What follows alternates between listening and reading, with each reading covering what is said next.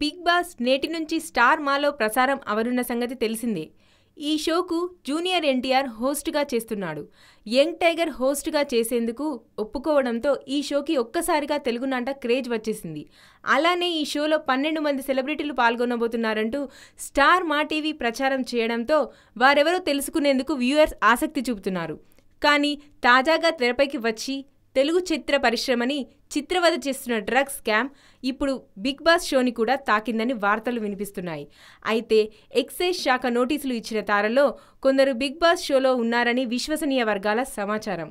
దీంతో డ్రగ్స్ రాకెట్లో ఇరుక్కున్న తారలను తమ షోలో ఉంచాలో లేక ఎలిమినేట్ చేయాలో తెలియని అయోమయ స్థితిలో స్టార్ మావారు ఉన్నట్లుగా తెలిసింది.